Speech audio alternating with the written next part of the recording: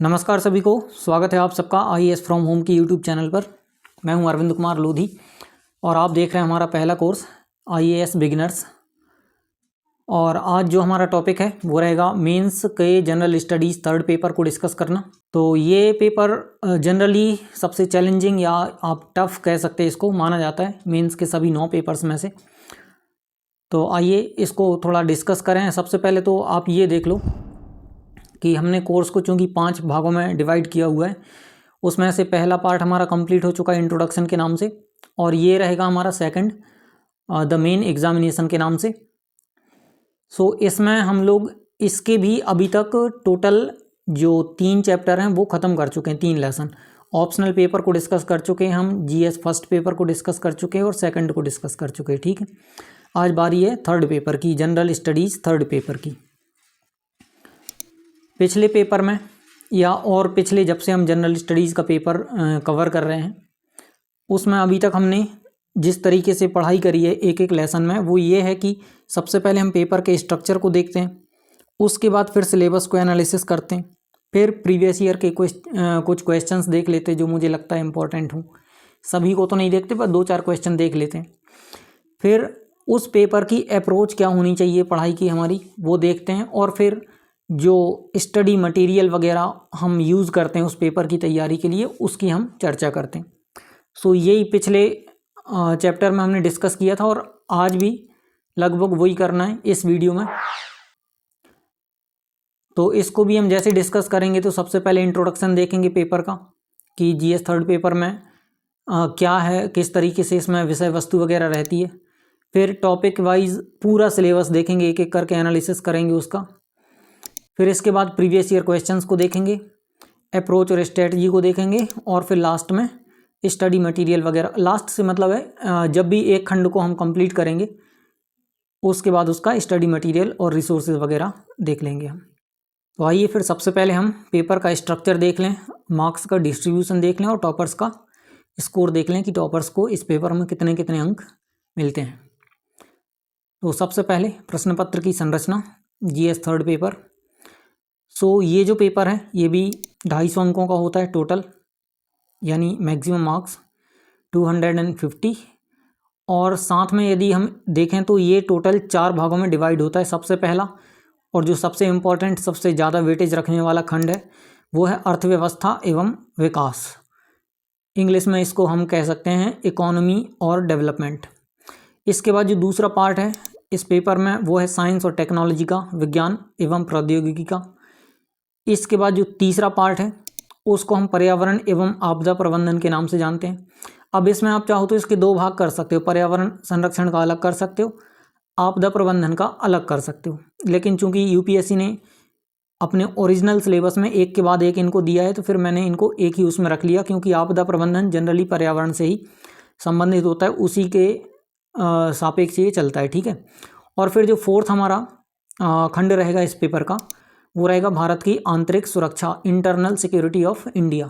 ठीक है, सो ये टोटल 4 खंड हैं इस पेपर के। आप इनको अभी देख लो, याद कर लो। अर्थव्यवस्था एवं विकास, इसके बाद विज्ञान एवं प्रौद्योगिकी, पर्यावरण एवं आपदा प्रबंधन और भारत की आंतरिक सुरक्षा। ठीक है, स्क्रीनशॉट भी ले लेना इसका, अच्छा रहता है। इसके बाद फिर अब हम देखते हैं कि जो एक एक खंड है हमारा उसमें कितने कितने अंकों का पेपर आता है एक खंड का। ठीक है, तो सबसे पहले जो मैंने बोला था कि सबसे इम्पोर्टेंट है वो है अर्थव्यवस्था एवं विकास। ये सबसे बड़ा खंड होता है इस पेपर में। ठीक है, 100 से नीचे कभी नहीं गया। ये 2017 से लेकर 2023 तक का जो आंकड़े हैं वो आपके सामने हैं। तो 2017 में 125 अंकों का आया था ये अर्थव्यवस्था एवं विकास का।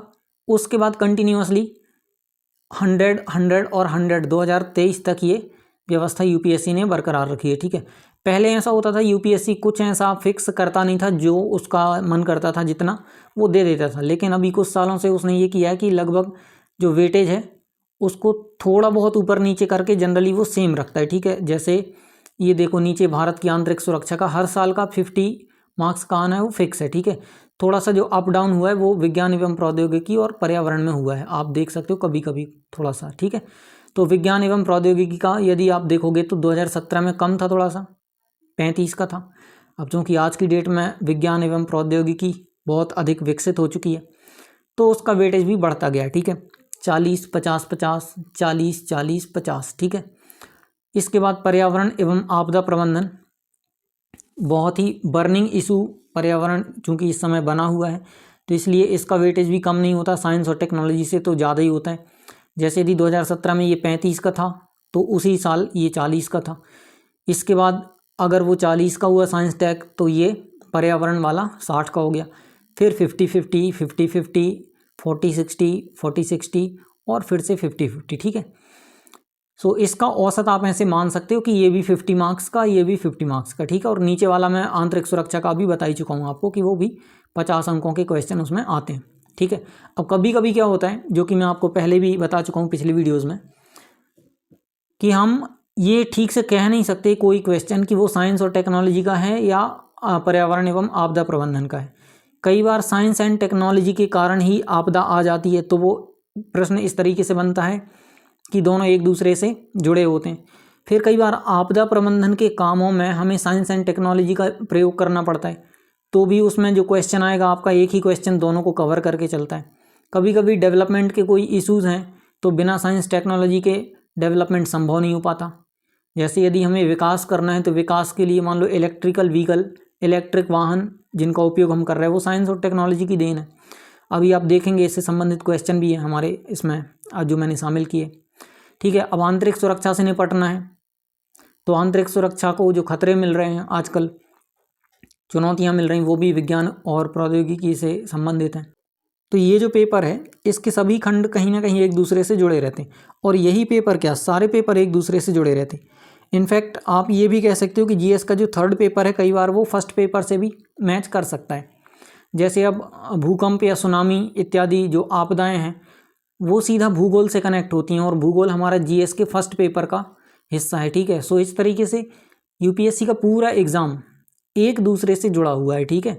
इसके बाद हम लोग आगे बढ़ते हैं और टॉपर्स का स्कोर देख लेते हैं कि टॉपर्स को कितने कितने अंक मिलते हैं, ठीक है। चूँकि ये पेपर एकदम करंट अफेयर्स पे आधारित है, नए नए विषयों पे विचार रखने पड़ते हैं, इसलिए टॉपर्स भी चैलेंजेस का सामना करते हैं। 2024 में जो रिज़ल्ट आया था, 2023 का एग्ज़ाम हुआ था, आदित्य श्रीवास्तव जिनकी पहली रैंक थी और अब तो ये टॉपर्स के नाम आपको याद हो भी गए होंगे, पिछले 2 वीडियोज़ में वही करते आ रहे हैं हम लोग, 3 वीडियोज़ में।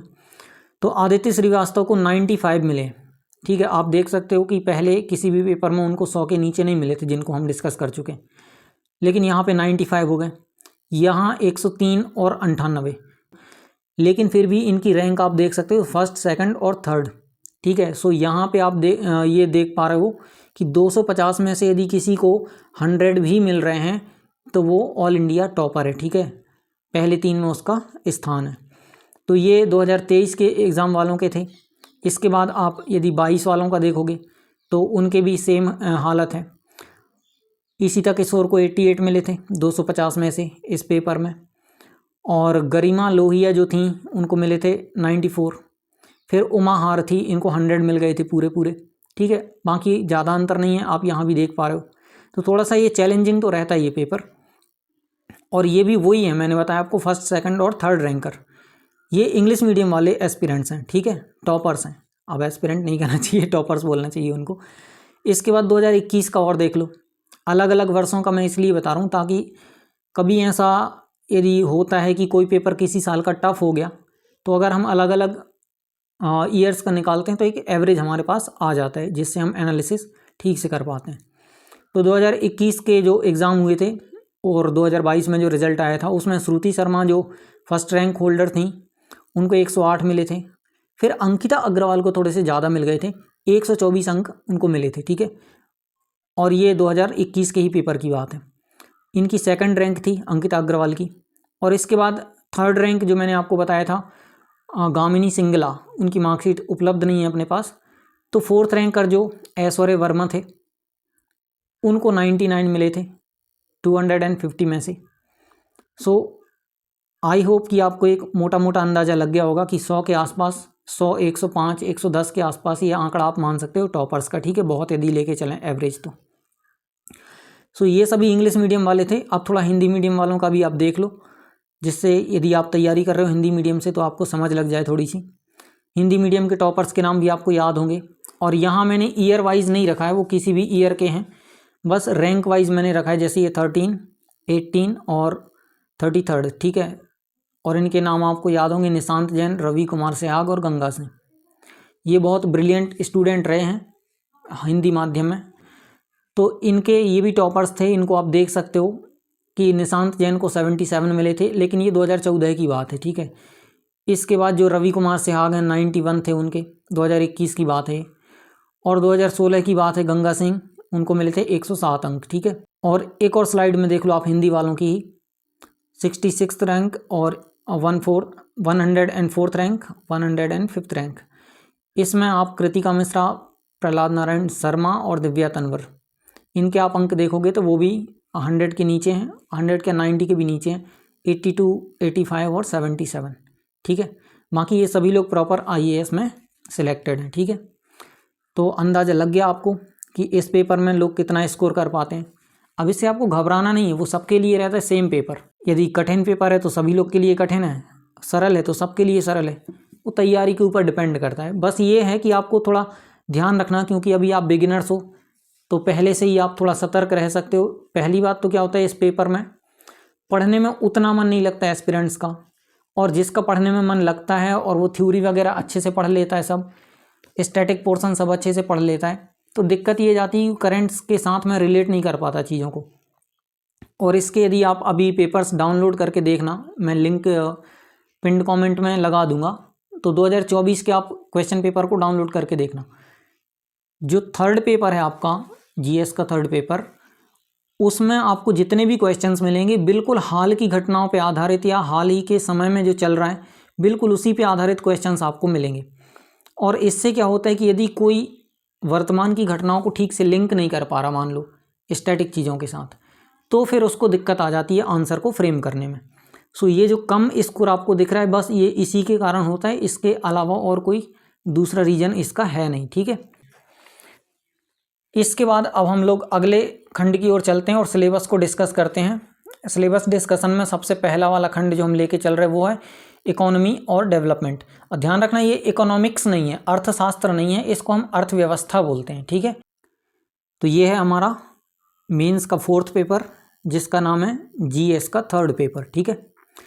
इसमें सबसे पहला खंड 3.1 अर्थव्यवस्था एवं विकास। सबसे पहले पेपर का नाम देख लो आप, पेपर का नाम है प्रौद्योगिकी, आर्थिक विकास, जैव विविधता, पर्यावरण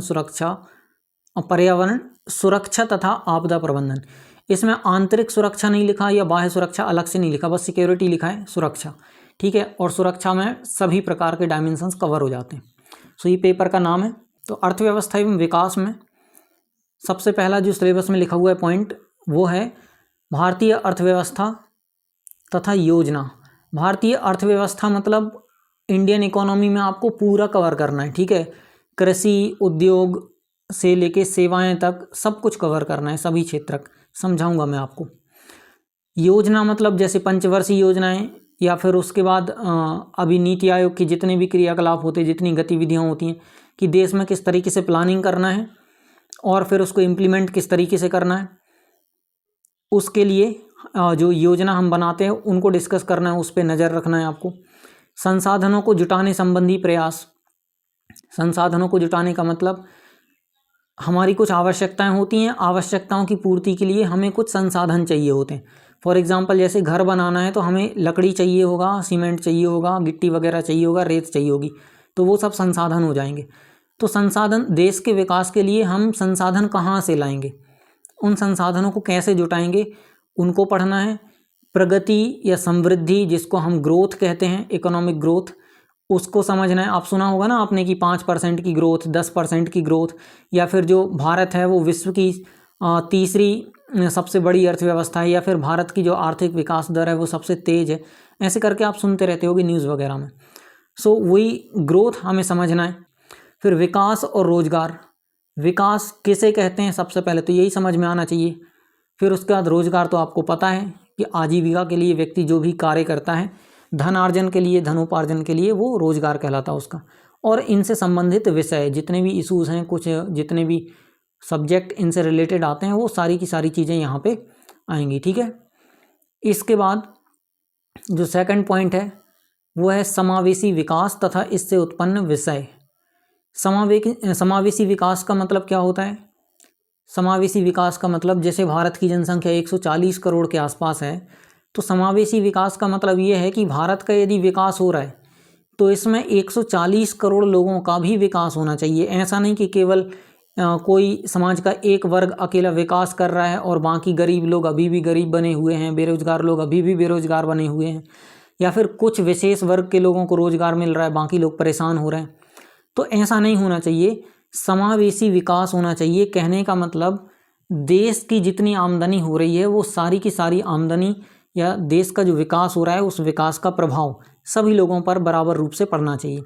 तो इसे समावेशी विकास कहते हैं, जिसमें सभी लोगों का समावेश हो। ठीक है, और इससे उत्पन्न विषय मतलब जो जो चीज़ें हैं, चाहे आधार की बात हो या फिर डायरेक्ट बेनिफिट ट्रांसफ़र वगैरह हो या फिर जो जनधन खाते वगैरह हैं उसकी चर्चा हो, वो सारी की सारी चीज़ें इसमें शामिल हो जाएंगी। इसके बाद सरकारी बजट।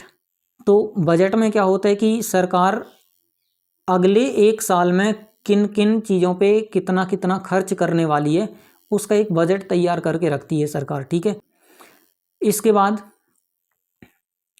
फिर मैंने ये बीच में लाइन खींची है, इसलिए खींची है कि यहाँ से खंड हमारा थोड़ा बदल रहा है। ऊपर जो आपने जितना देखा ना, ये अर्थव्यवस्था से रिलेटेड था, अर्थव्यवस्था मतलब ओवरऑल से रिलेटेड। अब जो आप बात करोगे यहाँ पे वो कृषि क्षेत्रक से संबंधित रहेगा। कृषि क्षेत्रक मतलब फसलों की चर्चा करेंगे, किसानों की चर्चा करेंगे, भूमि की चर्चा करेंगे। ठीक है, तो भारत की मुख्य फसलें कौन कौन सी हैं, वो पैटर्न फसलों के वो आपको मालूम होना चाहिए। देश के विभिन्न भागों में फसलों का पैटर्न मतलब कहाँ पे कौन सी फसलें ज़्यादा उगाई जाती हैं या देश का कौन सा हिस्सा किस फसल के लिए लाभदायक है। फिर सिंचाई के विभिन्न प्रकार, सिंचाई की प्रणाली, कृषि उत्पादन और उसका भंडारण। कृषि उत्पादन का भंडारण मतलब कि जो जितनी फसल हमारी निकलती है वो खराब ना हो, उसका सुरक्षित भंडारण हो। या फिर देश के विभिन्न भागों में उसको पहुंचाना है तो परिवहन की क्या व्यवस्था है। विपणन यानी मार्केटिंग, यानी बाजार में किस तरीके से किसानों की फसलें बिकेंगी। तो ये सारी चीज़ें और इससे संबंधित विषय तथा बीच में उत्पन्न होने वाली बाधाएं। फिर किसानों की सहायता के लिए ई प्रौद्योगिकी, इलेक्ट्रॉनिक प्रौद्योगिकी है ना, ई टेक्नोलॉजी। तो किसानों की सहायता किस तरीके से हो सकती है इस टेक्नोलॉजी के माध्यम से, तो वो यहाँ पे हमें स्टडी करना है। सो एक पॉइंट ये है, और जानकारी के लिए मैं आपको बता दूं कि कृषि से रिलेटेड पेपर में बहुत ज़्यादा वेटेज रहता है। ठीक है, तो एक पॉइंट ये हो गया, और दूसरा पॉइंट भी कृषि से संबंधित है। यहाँ पे बोला गया प्रत्यक्ष एवं अप्रत्यक्ष कृषि सहायता। कृषि सहायता क्या होती है? जैसे किसानों को खाद प्रोवाइड करना है, तो वो खाद में हम बाहर से इंपोर्ट करती है जब हमारी सरकार उसको, तो उसकी कीमत बहुत ऊंची होती है। लेकिन सरकार क्या करती है कि उसमें कुछ सहायता दे देती है, कुछ कीमत उसकी कम कर देती है अनुदान के माध्यम से, तो वो किसानों तक सस्ते में पहुंच जाता है। तो इसको हम कहते हैं कि वो कृषि सहायता किसानों को मिल गई। अब यदि डायरेक्ट वो सहायता मिल रही है तो उसको डायरेक्ट हम हेल्प कह सकते हैं, या फिर इनडायरेक्ट तरीके से मिल रही है सब्सिडी तो इनडायरेक्ट तरीके से बोल सकते हैं। फिर न्यूनतम समर्थन मूल्य MSP, जिसका आपने सुना होगा कि बहुत चर्चा में रहता है कई बार। तो हर साल फसल की बुआई के समय या बुआई से पहले सरकार MSP डिसाइड करती है, तो MSP का बहुत प्रभाव पड़ता है। जिस फसल के लिए MSP ज़्यादा यदि सरकार तय करती है तो किसान उस फसल को ज़्यादा लगाने लगते हैं। तो इस तरीके से सरकार इस बात को भी प्रभावित कर पाती है कि किसान कब कौन सी फसल लगाएं, किसको कम लगाएं, किसको ज़्यादा लगाएं। ठीक है, तो MSP के बारे में भी पढ़ाई करना है हमें। सार्वजनिक वितरण प्रणाली, जिसको आपने सोसाइटी वगैरह देखा होगा, उचित मूल्य की दुकान सुना होगा, तो वो सार्वजनिक वितरण प्रणाली क्या है उसको समझना है पूरा। उसका उद्देश्य क्या है, क्यों शुरू किया गया था, क्या क्या कार्य हैं, उसकी सीमाएं क्या हैं, उसमें क्या क्या सुधार हुए हैं या किए जा सकते हैं। फिर बफर स्टॉक्स। बफर स्टॉक का मतलब ये होता है कि जैसे आकस्मिक अनाज की कुछ कमी आ गई है, कुछ ऐसे हो गया, तो बफर स्टॉक से उसकी सप्लाई की जाती है ताकि जो निरंतर आपूर्ति है खाद्यान्न की वो बनी रहे। फिर खाद्य सुरक्षा संबंधी विषय। खाद्य सुरक्षा का मतलब वही है कि कभी फसल ठीक नहीं आई, बारिश नहीं हुई, सूखा पड़ गया या फिर अतिवृष्टि हो गई या जो भी है, तो फसल के नष्ट हो जाने के बावजूद भी खाद्यान्न की जो आपूर्ति है वो देश में बनी रहे, उसको हम कहते हैं खाद्य सुरक्षा। इसके बाद प्रौद्योगिकी मिशन। प्रौद्योगिकी आप समझ गए कि खेती बाड़ी में हम किस तरीके से टेक्नोलॉजी का यूज़ कर सकते हैं। फिर पशुपालन और संबंधित अर्थशास्त्र। तो पशुपालन का जनरली क्वेश्चन तो देखने को नहीं मिला अभी तक ऐसे, पर ठीक है, सिलेबस में लिखा है तो कभी भी यूपीएससी शॉक दे सकता है, जैसा कि माना जाता है यूपीएससी के लिए, तो तैयारी तो हमें करनी है थोड़ी बहुत। इसके बाद फिर अगले यदि हम उसको देखें, ये इंग्लिश वाला वर्जन आप लोग पढ़ते जाना, ठीक है, मैं उसको नहीं पढ़ रहा हूँ, और मैं इसका पीडीएफ लगा दूंगा कमेंट में, तो आप लोग वहाँ से डाउनलोड कर लेना, इसको आपके पास पड़ा रहेगा। फिर इसके बाद भारत में खाद्य प्रसंस्करण एवं संबंधित उद्योग। खाद्य प्रसंस्करण का मतलब होता है कि जैसे आलू का उत्पादन हुआ, तो आलू एक कच्ची फसल है या जो प्राथमिक अवस्था की फसल है, ओरिजिनल वो है। जब हम उसकी प्रोसेसिंग कर देंगे, प्रोसेसिंग को ही प्रसंस्करण कहते हैं। प्रसंस्करण नाम थोड़ा सा टेक्निकल लग रहा है आपको, नया सा, उसको प्रोसेसिंग कहते हैं। यहाँ कहीं लिखा होगा, ये लिखा है फूड प्रोसेसिंग, ठीक है। तो जब हम उसको प्रोसेस करके चिप्स बना देते हैं या फिर कुछ और दूसरे तरीके की चीज़ें बना देते हैं आलू से, और पैकेट में उसको पैक कर देते हैं, फिर दुकानों पर बिकने के लिए आ जाता है मार्केट में माल, तो हम उसको कहते हैं प्रोसेसिंग, ठीक है। तो खाद्यान्न फसलों की या खाद्यान्न की चीज़ों की किस तरीके से प्रोसेसिंग होती है, उसको हमें पूरा पढ़ना है, उसका पूरा सिस्टम पढ़ना है, उससे संबंधित जितने उद्योग हैं उनके बारे में पढ़ना है। फिर इसका कार्य क्षेत्र क्या क्या है, महत्व क्या है, इसकी लोकेशन क्या क्या है, लोकेशन माने अवस्थिति, ठीक है, ये लिखा हुआ है। ऊपर और नीचे की अपेक्षाएं, आपूर्ति श्रृंखला प्रबंधन, ठीक है। ऊपर और नीचे की अपेक्षाएं का मतलब, ऊपर से मतलब है ये उत्पादन या प्रोसेसिंग इंडस्ट्री की साइड की, और नीचे की अपेक्षाओं का मतलब है जहां उपभोक्ता हमारे रहते हैं, जो उपयोग करते चीज़ों का, ठीक है। ऊपर माने जो उत्पादक और नीचे जो उपभोग करते हैं चीज़ों का, ठीक है। सो उस पूरी चेन को हमें पढ़ना है। इसके बाद फिर भारत में भूमि सुधार। भारत में भूमि सुधार, अब इसको मैं बहुत डिटेल से नहीं जा रहा हूँ, बस आपको एक संकेत कर रहा हूँ कि अंग्रेज़ों के टाइम पे कृषि व्यवस्था हमारी ऐसी नहीं थी जिस तरीके से वर्तमान में है, ठीक है। पहले एक प्रकार से जहाँ तक अंग्रेज़ों का शासन था भारत में, वो सारी की सारी ज़मीन इनडायरेक्टली अंग्रेज़ों की कहलाती थी।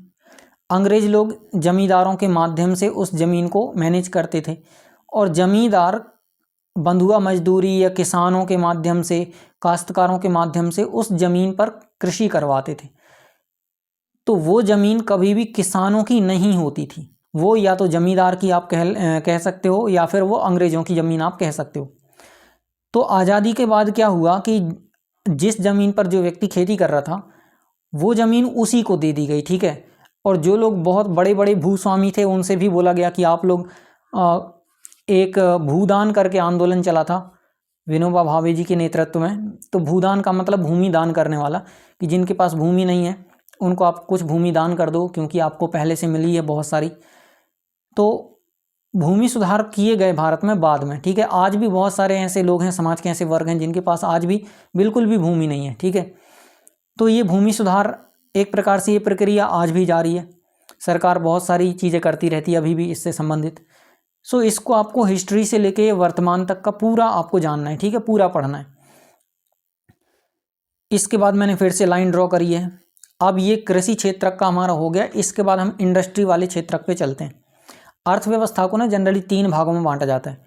जैसे ये इकोनॉमी है, तो इसका पहला भाग होता है प्राथमिक क्षेत्रक, जिसको हम कृषि क्षेत्रक भी कहते हैं। दूसरा होता है औद्योगिक क्षेत्रक या विनिर्माण क्षेत्रक, जिसको हम कहते हैं। और तीसरा होता है सेवा क्षेत्रक, ठीक है। तो फिलहाल हम पहले वाले को कवर कर चुके सिलेबस में, अब दूसरे वाले को पढ़ रहे हैं। उदारीकरण का अर्थव्यवस्था पर प्रभाव। उदारीकरण या लिबरलाइजेशन किसको कहते हैं? मतलब पहले बहुत सारे नियम कानून चलते थे, नया आपको उद्योग लगाना है, सरकार से परमिशन लो, लाइसेंस लो, तो बहुत सारे प्रतिबंध सरकार ने लगा के रखे थे अर्थव्यवस्था पर। 1991 से पहले की बात है, ठीक है। फिर 1991 में आर्थिक सुधार हुए, तो सरकार का जो हस्तक्षेप है ना मार्केट या अर्थव्यवस्था के ऊपर, उसको थोड़ा कम किया गया। और आज की डेट में आप इस उदारीकरण के रूप में एक नई टर्म सुनते हो, जिसको हम ईज़ ऑफ डूइंग बिजनेस कहते हैं, ठीक है। बिजनेस करने में आसानी जो टर्म है उसको हम यूज़ करते हैं आज के उदारीकरण के युग में। तो यहाँ पे सिलेबस कह रहा है कि अर्थव्यवस्था पर उसका क्या प्रभाव पड़ा है, उसको आपको समझना है, पढ़ना है। ठीक है। औद्योगिक नीति में परिवर्तन, यानी उद्योग पहले जिस तरीके से चलते थे और अब जिस तरीके से चलते हैं तो क्या क्या परिवर्तन हुआ, कौन कौन सी औद्योगिक नीतियाँ आई, अलग अलग सालों में क्रमवार नीतियाँ आई हैं वो चलती हैं, उनको आपको डिस्कस करना है थोड़ा थोड़ा। ठीक है।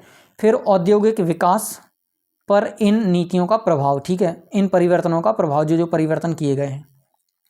तो ये औद्योगिक विकास से रिलेटेड ये पूरा खंड है हमारा। इसके बाद औद्योगिक विकास में ही एक दूसरी टर्म आती है जिसको हम कहते हैं इंफ्रास्ट्रक्चर या बुनियादी ढांचा। बुनियादी ढांचा कहने का मतलब यदि आपको उद्योगों का विकास करना है या कुछ भी करना है तो उसके लिए आपको बिजली चाहिए, बिजली मतलब ऊर्जा हो गया। फिर आपको बंदरगाह चाहिए, विदेशों से कोई सामान मंगाना है या अपने सामान को कहीं बाहर भेजना है। फिर आपको देश के विभिन्न भागों में उत्पादों को पहुंचाने के लिए सड़कों की आवश्यकता होगी, रेलवेज की आवश्यकता होगी, विमानपत्तन की या एयरपोर्ट्स की आवश्यकता होगी, रेलवे वगैरह सब कुछ। ठीक है। तो इस पूरे को मिला के हम कहते हैं इंफ्रास्ट्रक्चर। ठीक है। और इसमें बहुत सारी चीज़ें होती हैं, आदि यहाँ पे लिखा है तो आप समझ पा रहे होगी। ठीक है। तो इसको भी आपको पढ़ाई करना है। और चूंकि बहुत लंबा खंड है अर्थव्यवस्था एवं विकास का इस पेपर में, तो अभी और भी चीज़ें आपको आएंगी। इसके बाद फिर है निवेश मॉडल। निवेश का क्या मतलब होता है? निवेश का मतलब होता है कहीं पे इन्वेस्टमेंट करना, पैसा लगाना। तो हमारे देश में निवेश के कौन कौन से मॉडल हैं, किन किन मॉडल्स पे और काम किया जा सकता है, पहले क्या थे मॉडल्स, अब क्या हैं, उनको हमें पढ़ना है। कुल वैसे देखा जाए थ्योरेटिकली तो 7-8 मॉडल हैं। उसमें से PPP, ठीक है, पब्लिक प्राइवेट पार्टनरशिप करके जो बहुत चर्चा में रहता है, वो भी आप एक देख सकते हो कि कुछ हिस्सा सरकार का होता है, कुछ प्राइवेट कंपनियां उसमें इन्वेस्ट करती हैं और फिर कोई प्रोजेक्ट बन जाता है। ठीक है। तो निवेश के और भी मॉडल हैं जिनको आपको पढ़ना है जब हम अर्थव्यवस्था वाली सीरीज लाएंगे। बहुत समय है चूँकि उसमें अलग अलग सब्जेक्ट हैं तो सबके कोर्स आएंगे, पर देखेंगे जब भी अपन इसको पढ़ेंगे तो उसको भी पढ़ेंगे अपन। ठीक है। निवेश मॉडल को आप लोग भी जब पढ़ाई शुरू करो तो इसको थोड़ा सा पढ़ लेना ध्यान से। सो यहाँ हमारा जो अर्थव्यवस्था और विकास वाला खंड है वो समाप्त होता है। ठीक है। उम्मीद है कि आप लोगों को समझ आया होगा कि सिलेबस में क्या क्या है। तो मैं यहाँ पे आपको रिवाइज नहीं करा रहा हूँ दोबारा से, PDF में डाल दूंगा तो आप डाउनलोड कर लेना वहाँ से। ठीक है। अब हम लोग इसके कुछ क्वेश्चंस देख लेते हैं कि क्वेश्चन क्या क्या पूछे गए पिछले सालों में। ठीक है। इसके बाद फिर हम विज्ञान एवं प्रौद्योगिकी वाले खंड को डिस्कस करेंगे। तो सिलेबस को आपने देख लिया, अब हम लोग देख लेते हैं अर्थव्यवस्था एवं विकास के पिछले सालों में पूछे गए कुछ प्रश्न। और पिछले साल से मैं अभी जो जस्ट हमारा सितंबर में एग्ज़ाम हुआ है ना 2024 का, उसके मैं क्वेश्चंस आपके सामने रख रहा हूँ। 2023 के नहीं रख रहा हूँ, बिल्कुल एकदम लेटेस्ट जो क्वेश्चन पूछे गए वो आपके सामने रख रहा हूँ, क्योंकि एग्ज़ाम हो चुका है तो नए प्रश्न को ही हम देख लेते हैं। पहला क्वेश्चन है, भारत में निरंतर उच्च खाद्य मुद्रास्फीति के क्या कारण हैं? खाद्य मुद्रास्फीति, इसके लिए सबसे पहले आपको मुद्रास्फीति समझना पड़ेगा कि मुद्रास्फीति यानी इन्फ्लेशन क्या होता है। फिर खाद्य मुद्रास्फीति यानी कि खाने पीने की चीज़ों की जो महंगाई बढ़ रही है। मुद्रास्फीति मानी मोटे मोटे शब्दों में महंगाई समझ लो। तो खाने पीने की चीज़ों की जो महंगाई निरंतर उच्च बनी हुई है, उसके पीछे क्या क्या कारण हैं वो बताना है आपको। इसके बाद फिर इस प्रकार की मुद्रास्फीति को नियंत्रित करने में RBI की मौद्रिक नीति की प्रभावशीलता पर टिप्पणी कीजिए। RBI यानी रिजर्व बैंक ऑफ इंडिया, उसकी मॉनेटरी पॉलिसी होती है मौद्रिक नीति, तो वो कितनी कारगर रही है उस पर टिप्पणी करना है। कुल मिला के 2 हिस्से हैं इस क्वेश्चन के। पहले में आपको बताना है कि ये खाने पीने की चीज़ों में मुद्रास्फीति क्यों बनी हुई है, उसका रीज़न क्या है। दूसरा आपको बताना है कि इसको नियंत्रित करने में RBI की मौद्रिक नीति कितनी प्रभावकारी रही है या नहीं रही है, उस पर आपको टिप्पणी करना है। आपका जो पॉइंट ऑफ व्यू बनता हो वो आपको लिखना है और कम से कम 150 शब्दों में लिखना है। 10 अंकों का ये क्वेश्चन है आपका। इसके बाद फिर जो सेकंड क्वेश्चन है वो है, भारत में स्वास्थ्य एवं पोषण की सुरक्षा को सुनिश्चित करने के लिए, पहली बात स्वास्थ्य की सुरक्षा और दूसरी बात न्यूट्रिशन यानी पोषण की सुरक्षा, इसको इंश्योर करने के लिए मोटे अनाजों की भूमिका क्या है समझाइए। मोटे अनाज यानी मिलेट्स। अब इसमें क्या क्या शामिल होता है मोटे अनाजों में, जैसे रागी हो गया, ज्वार हो गया, बाजरा हो गया, इस तरीके की चीज़ें, ठीक है। तो ये मोटे अनाजों की क्या भूमिका है स्वास्थ्य एवं पोषण की सुरक्षा को सुनिश्चित करने में, एक क्वेश्चन ये हो गया। इसके बाद फिर भारत में कृषि कीमतों के स्थिरीकरण के लिए, कृषि कीमत स्थिर बनी रहें, कृषि उत्पादों की कीमत वास्तव में वो स्थिर बनी रहें, इसके लिए जो हमारे सुरक्षित भंडार हैं, बफर स्टॉक्स हैं, उनका क्या महत्व है, इसको हमें स्पष्ट करना है, स्पष्ट कीजिए। फिर आगे लिखा है, पहले मैं आधे को समझा देता हूँ। जैसे मान लो किसानों ने प्याज का उत्पादन किया, ऑनियन, ठीक है, प्याज का उत्पादन किया। अब ये किसानों ने प्याज का उत्पादन यहाँ किया और यहाँ से वो पहुँच गया बफर स्टॉक में, तो इसका स्टॉक हो गया साल भर के लिए, 1 साल 2 साल के लिए, जितनी भी ज़रूरत हो, ठीक है। मोटे तौर पे 1 साल के लिए होता है, जब तक अगली फसल ना आ जाए। अब यदि ये बफर स्टॉक हम ना बना के रखें और मान लो किसी समय प्याज की जो उत्पादकता है वो कम हो गई या प्याज का उत्पादन कम हुआ और बफर स्टॉक में प्याज है नहीं, इससे क्या होगा, प्याज की कीमत बहुत ऊंची हो जाएंगी। तो नियंत्रित कैसे होगी कीमत, कि प्याज का जो उत्पादन है मान लो ये भी ज़्यादा हो गया, तो इसको किसानों को कई बार कम कीमत मिलेगी ज़्यादा उत्पादन के कारण। तो इसमें क्या होता है कि वो प्याज का जो अतिरिक्त उत्पादन है उसको बफर स्टॉक में डाल दिया जाता है, मार्केट में उसको उतारते ही नहीं है, ताकि मार्केट में केवल उतनी प्याज आए जितनी ज़रूरत हो। इससे कीमत स्थिर बनी रहती है। और मान लो यदि उत्पादन कम हो गया किसी साल में, तो यहाँ जो बफर स्टॉक बना के रखा है हमने, इसमें से हम प्याज को निकाल के मार्केट में ले आते हैं, तो प्याज की जो सप्लाई है वो कंटिन्यूअसली बनी रहती है एक जैसी, तो कीमतें बहुत ज़्यादा ऊपर नीचे नहीं हो पाती, ठीक है। तो समझ आ गया आपको बफर स्टॉक का क्या महत्व है कृषि कीमतों के स्थिरीकरण में।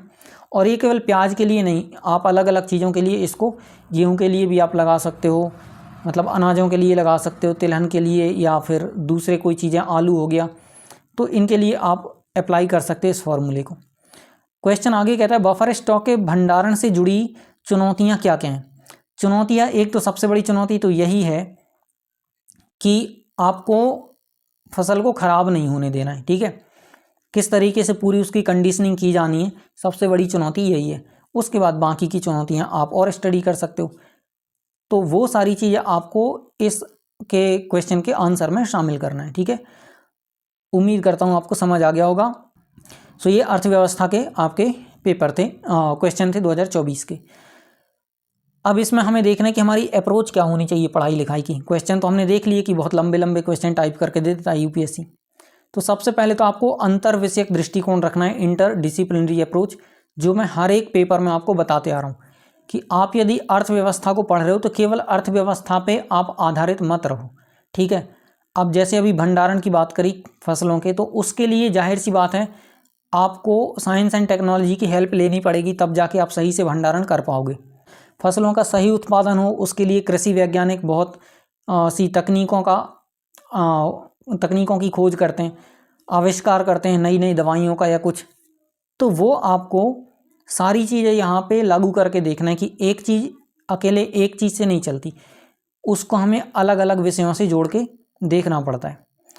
इसके बाद फिर दूसरा है जो सबसे इम्पॉर्टेंट है कि अर्थव्यवस्था की सभी महत्वपूर्ण अवधारणाएं, अवधारणा का मतलब होता है कॉन्सेप्ट, ठीक है, वो आपको अच्छे से क्लियर होनी चाहिए। ये पहली कंडीशन है।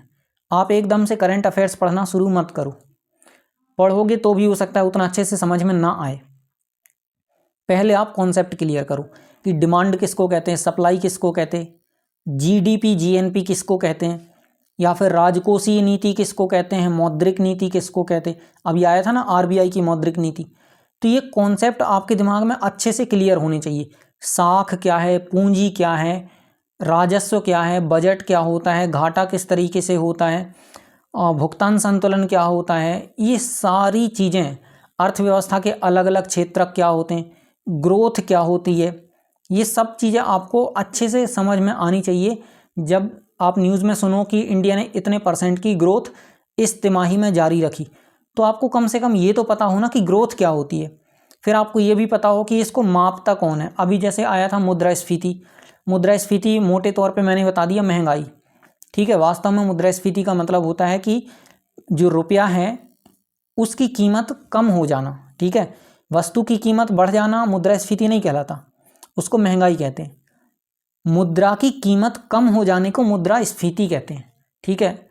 और मुद्रा की चूंकि वैल्यू कम होती है इसलिए कीमतों में वृद्धि होती है।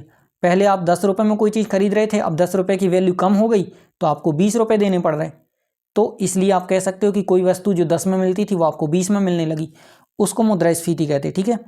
सो ये सारे कॉन्सेप्ट आपको क्लियर होने चाहिए, पहली कंडीशन है, याद रखना मेरी इस बात को, ठीक है। इसके बाद फिर बाकी की पढ़ाई आपकी शुरू होगी। जैसे भारतीय अर्थव्यवस्था के सभी क्षेत्रक मोटे तौर पे तो 3 होते हैं, कृषि क्षेत्रक, विनिर्माण क्षेत्रक और सेवा क्षेत्रक। लेकिन आजकल क्या हो रहा है कि सेवा क्षेत्र को भी अलग अलग तरीके से क्लासीफाई किया जा रहा है, जैसे उसमें भी चतुर्थक क्षेत्रक हो गया, पंचक क्षेत्रक हो गया। सो इन सभी क्षेत्रकों को आपको समझना है, उन सभी का किस तरीके से विकास हो रहा है वो देखना है, क्या क्या उनमें चैलेंजेस हैं उन पे भी आपको नज़र बना के रखनी है। इसके बाद योजनाएं तथा विकास के लिए की जाने वाली पहलें। योजनाएं मतलब सरकार बीच बीच में कुछ योजनाएं निकालती है, ठीक है। जैसे मध्य प्रदेश में लाडली बहना योजना, या फिर विश्वकर्मा योजना, या फिर लखपति दीदी योजना, जो अभी हाल की हैं वो मैं आपको बता रहा हूँ। तो ये योजनाएं किस तरीके से बनती हैं, विकास में किस तरीके से योगदान देती हैं, तो इस तरीके से जो कुछ भी विकास के लिए नया हो रहा है देश में सब आपको पता रहना चाहिए, ठीक है। ये मेरे कहने का मतलब है। इसके बाद फिर विश्व अर्थव्यवस्था के साथ भारतीय अर्थव्यवस्था का संबंध। अब इसको आप कैसे समझोगे? तो अगर आप थोड़ा बहुत न्यूज़ में इंटरेस्ट रख रहे हो आज या कल में, तो हाल के दिनों में आपने देखा होगा रसिया यूक्रेन वॉर चल रहा है एक अलग यूरोप में, और इधर मिडिल ईस्ट मतलब ये ईरान वगैरह का क्षेत्र, सऊदी अरेबिया, ईरान, इज़राइल, फ़िलिस्तीन, लेबनान वगैरह। तो एक युद्ध यहाँ पे चल रहा है। इस युद्ध से क्या हो रहा है कि जो ऑयल वगैरह हैं इनकी कीमतों में हमेशा एक अनिश्चितता बनी हुई है कि कब क्या होगा क्या नहीं होगा। फिर अगर कोई एक देश दूसरे देश पे सैंक्शन लगाता है, जैसे किसी की आदत होती है जनरली, जैसे अमेरिका की आदत है, तो उसकी नीतियों का क्या प्रभाव पड़ता है विश्व के अन्य देशों पर, उस हिसाब से हमारी अर्थव्यवस्था पे क्या प्रभाव पड़ेगा। कई बार यदि कोई ज़्यादा टैरिफ लगा दें तो विदेश से निवेश जो है वो आना कम हो जाएगा। तो चूँकि आजकल ग्लोबलाइजेशन या वैश्वीकरण का युग है, तो हमारे देश की जो अर्थव्यवस्था या किसी भी देश की अर्थव्यवस्था हमेशा दूसरे देश की अर्थव्यवस्था से प्रभावित होती है, ठीक है। तो वो किस तरीके से एक दूसरे को प्रभावित करती हैं विश्व की अर्थव्यवस्थाएं, उसकी भी समझ आपको होनी चाहिए। और इसको आप अंतर्राष्ट्रीय संबंध, जो हमारे सेकंड पेपर का जीएस सेकंड पेपर का हिस्सा है ना खंड, उससे भी थोड़ा आपको रिलेट करके देखना पड़ेगा, तो आपको समझ आएगा कि किस तरीके से हमारे देश की अर्थव्यवस्था का संबंध दूसरे देशों से है। तो ये आपको थोड़ा सा इस तरीके से लेके चलना है। और लास्ट, समसामयिक घटनाओं को पाठ्यक्रम के सापेक्ष समझने का प्रयास करें। करंट अफेयर से आप बच नहीं सकते इस पेपर में, ठीक है। मैंने आपको पहली टॉपर्स के अभी अंक दिखाए हैं। अगर आपने करंट अफेयर से समझौता किया तो ध्यान रखना फिर आपके पेपर से ही समझौता हो जाएगा, ठीक है। आपके सिलेक्शन से भी समझौता हो सकता है, ठीक है। बाकी पेपर में आप कितना कवर करोगे, तो करंट अफेयर्स की घटनाओं से ही आपको चीज़ों को रिलेट करके पढ़ना है पूरा। सो ये था हमारे अर्थव्यवस्था एवं विकास का जो अप्रोच हमारी वो। अब पढ़ाई आप कहाँ से करोगे थोड़ा उसको समझ लो। तो पता है आपको, मैं 3 स्टेप्स में आपको सोर्सेज बताता हूँ पढ़ने के। पहला, जो आप बेसिक शुरुआत करोगे, ठीक है। क्योंकि बैकग्राउंड ज़्यादातर लोगों का नहीं होता अर्थव्यवस्था का, तो इसलिए उनको 9th से 12th तक की पूरी NCERT बुक्स को पढ़ लेना है। तो एक तो ये हो जाएगा। मान लो आप NCERT नहीं पढ़ पा रहे हो 9वीं से 12वीं तक की, तो फिर NIOS की वेबसाइट पे एक बुक पड़ी हुई है सेकेंडरी लेवल की, नाम है अर्थशास्त्र। वहाँ से भी आप शुरुआत कर सकते हो। तो मोटी मोटी चीज़ें आपको समझ में आ जाएंगी वहाँ से कि अर्थव्यवस्था क्या होती है। और नहीं तो मैं आपको एकदम सही सलाह देता हूँ कि आप NCERT की 9th से 12th तक की बुक्स पढ़ लो, उससे आपको पर्याप्त समझ में आ जाएगा। और 12th में 2 बुक्स लगती हैं, तो उसमें आप व्यष्टि अर्थशास्त्र मत पढ़ना, समष्टि अर्थशास्त्र करके है, मैक्रो इकोनॉमी वो पढ़ लेना आप, ठीक है, माइक्रो वाली को छोड़ देना। फिर NIOS की जो PDF है वो आप चाहो तो डाउनलोड कर लेना। कभी कभी क्या होता है, कोई एक आध टॉपिक जो आपको पढ़ना है तो उसमें से आप देख सकते हो, इसमें भी बहुत अच्छे से एक्सप्लेनेशन दिया रहता है NIOS की बुक्स में, ठीक है। तो इससे आप अपनी शुरुआत कर सकते हो। फिर अब UPSC का सिलेबस भी आपको कवर करना है। अभी तो बेसिक अंडरस्टैंडिंग चाहिए थी। सिलेबस कवर करने के लिए आपके पास ये बुक्स उपलब्ध हैं, इसमें से आप कोई भी एक बुक ले सकते हो। मैग्रो हिल पब्लिकेशन, इससे 2 बुक्स आती हैं, एक रमेश सिंह सर की बुक है, एक नितिन सिंघानिया सर की बुक है। तो रमेश सिंह सर की बुक मैंने पढ़ी है, नितिन सिंघानिया सर की बुक मैंने नहीं पढ़ी है, लेकिन इतना मैं कह सकता हूँ कि ये बुक अच्छी होगी, ठीक है। अब इसमें यदि आप हिंदी मीडियम के स्टूडेंट्स हैं तो रमेश सिंह या नितिन सिंघानिया सर की बुक, थोड़ा सा ट्रांसलेशन का इशू आपको हो सकता है क्योंकि ओरिजिनली ये इंग्लिश में लिखी गई हैं दोनों बुक्स। बाकी थोड़ा बहुत शायद संशोधन किया हो। एक बार तो मेरी बात भी हुई थी इन सर से, रमेश सिंह सर से, अब मेल के थ्रू हुई थी, कैसे हुई थी, तो मैंने सर से चर्चा करी थी तो उन्होंने बोला था कि अभी स्टार्टिंग एडिशन है, हम लोग काम कर रहे हैं इस पर, तो शायद अब जो नए एडिशन है उसमें कुछ हो गया हो संशोधन। तो आप रमेश सिंह सर की बुक ले सकते हो, ये बहुत पुरानी है। नितिन सिंघानिया सर की बुक अभी लेटेस्ट है, नई निकली है, 1-2 साल ही हुए हैं। तो आप इन दोनों में से कोई एक ले लेना, दोनों मत लेना, ध्यान रखना, दोनों नहीं लेना, कोई एक। इसके बाद एक यहाँ से हो गई, एक ले लेना आप दृष्टि की क्विक बुक। तो कभी कभी सिलेबस की कुछ चीज़ें इनमें जो छूट गई हैं वो आप इससे कवर कर लोगे। और सबसे बड़ी बात, दृष्टि की जो बुक है वो जो हिंदी मीडियम वाले हैं उनके लिए बेनिफिशियल है क्योंकि ये ओरिजिनली हिंदी में लिखी गई है, ठीक है। सो यहाँ से ये जो 2 किताबें हैं इनसे आपका सिलेबस कवर हो जाएगा। इसके बाद करंट अफेयर्स से तो आपको चीज़ें पढ़नी पड़ना है, और जो आपको दिमाग लगाना है, नया क्रिएटिव सोचना है, वो आपको करंट अफेयर्स से ही सोचना है। अब इसके बाद है एडवांस स्टडी।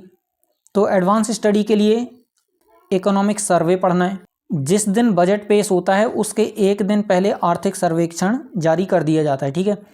तो साल भर का आर्थिक सर्वेक्षण रहता है पिछले साल का, कि अर्थव्यवस्था ने किस तरीके से परफॉर्म किया। बजट रहता है वो अगले आने वाले साल के लिए, ठीक है। तो ये दोनों डॉक्यूमेंट वित्त मंत्रालय की वेबसाइट से आपको मिलेंगे, वहाँ से आप लोग डाउनलोड करेंगे और इनको तरीके से पढ़ेंगे और समझेंगे, ठीक है। और ये संघीय बजट, ये तो आपके सिलेबस में अलग से लिखा था स्पष्ट रूप से। तो ये आपको डॉक्यूमेंट 2 पढ़ने हैं। इसके बाद फिर योजना पत्रिका, ये सरकार की ही पत्रिका है, गवर्नमेंट की, 20-30 रुपये में आ जाती है, ये आपको पढ़ना है। और इसमें बहुत अच्छे अच्छे आर्टिकल्स आते हैं, आपको एक बड़े पर्सपेक्टिव में अर्थव्यवस्था समझ में आएगी योजना पत्रिका को पढ़ने से।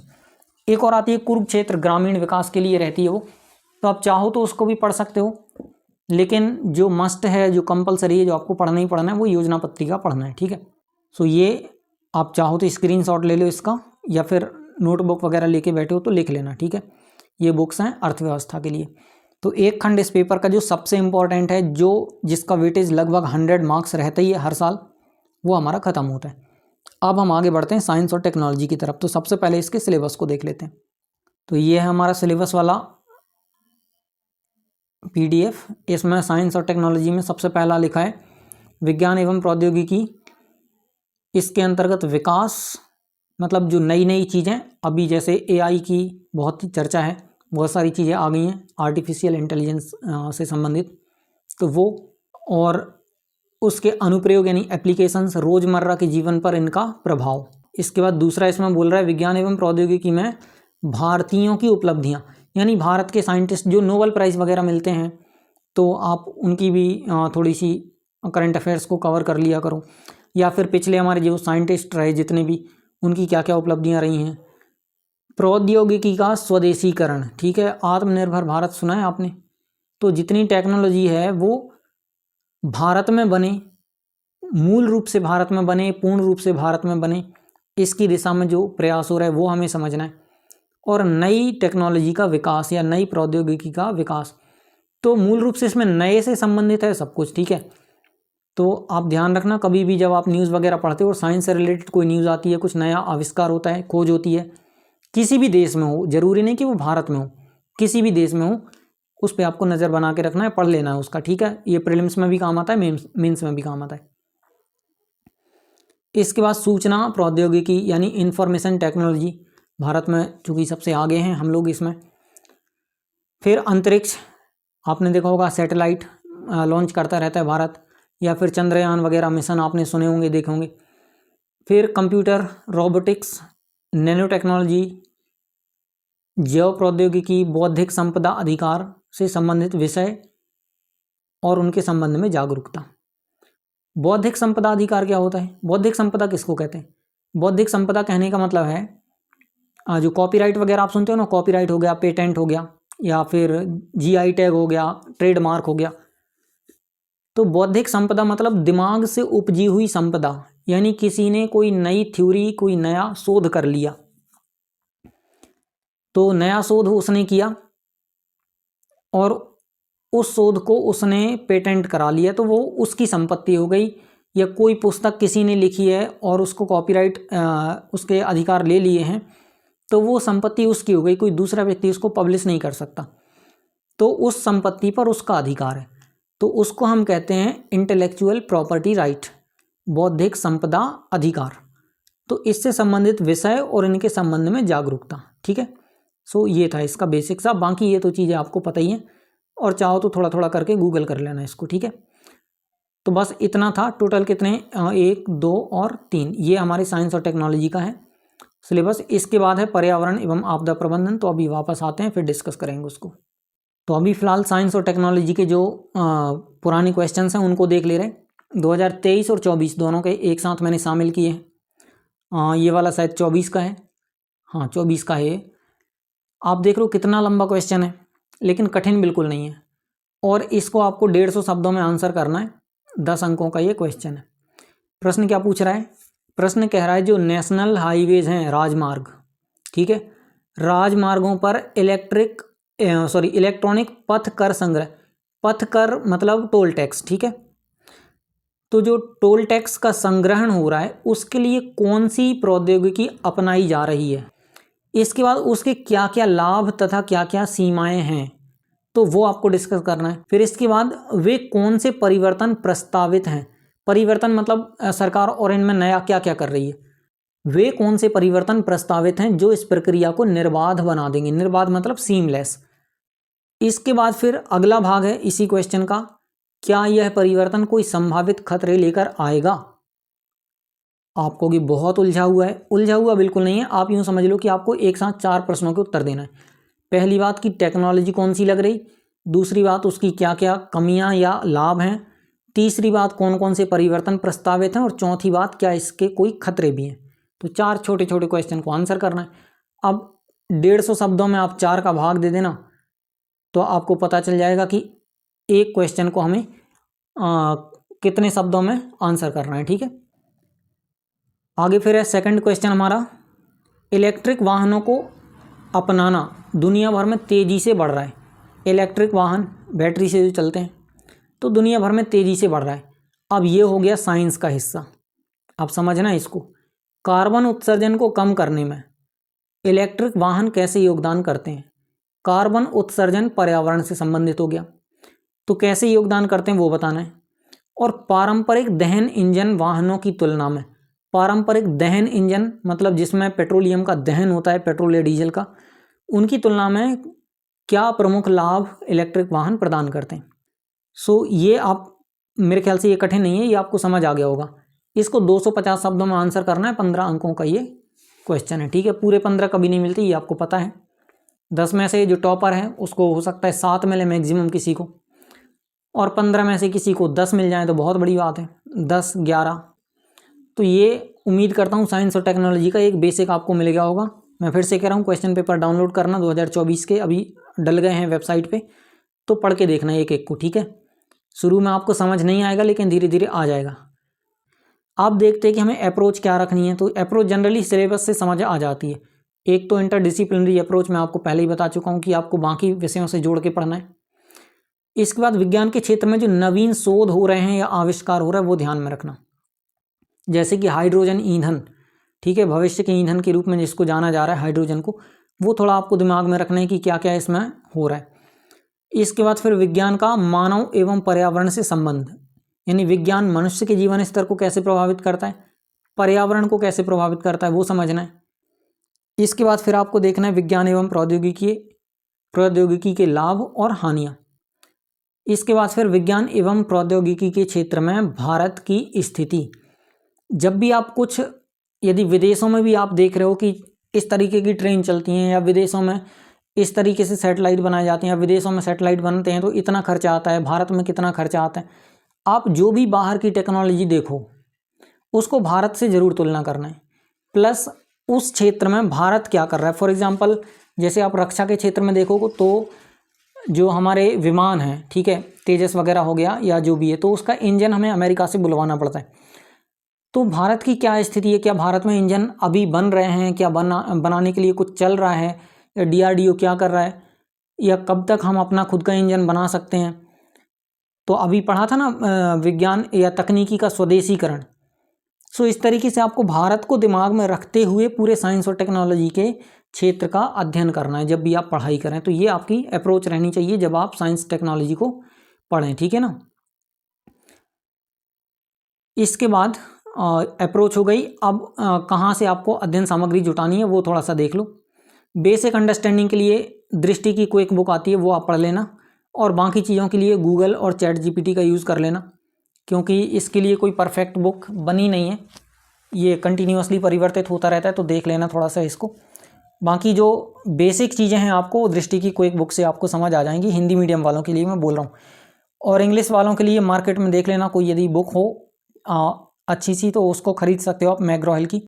इसके बाद जो सिलेबस का कवरेज आपको मिलेगा वो भी दृष्टि की क्विक बुक से मिल जाएगा, अलग से कुछ आपको खरीदने की ज़रूरत नहीं है। आप कोई बुक यदि खरीद रहे हो तो कमेंट वगैरह में पूछ लेना कि ये बुक कैसी है, तो मैं थोड़ा उसको देख के बता दूंगा, ठीक है। और फिर जो एडवांस स्टडी होती है जहाँ से आपके क्वेश्चन बनेंगे, जहाँ से आपको आंसर लिखना पड़ेगा, जो अल्टीमेट स्टडी आपको करनी है वो यहाँ से करनी है। विजन की 2 फाइल आती हैं PDF, एक तो मेंस 365 आती है, एक PT 365 आती है। वो सभी सब्जेक्ट के लिए अलग अलग फाइल्स आती हैं, और एग्ज़ाम के कुछ ही महीनों पहले, कुछ ही दिनों पहले ये विजन IAS की वेबसाइट पे वो अपलोड होती हैं। तो उन पे नज़र आप बनाए रखें। पहले आप पढ़ाई करें, करंट अफेयर्स को कवर करें, और साल भर में जितनी भी घटनाएं होती हैं उनका कलेक्शन रहता है ये मेंस 365 और PT 365। तो दोनों को आपको पढ़ना है। मेंस के लिए भी आपको PT पढ़ना है, और मेंस के लिए मेंस तो पढ़ना ही पढ़ना है आपको, ठीक है। और बाकी चीज़ आपको गूगल, ChatGPT और करंट अफेयर्स, ठीक है।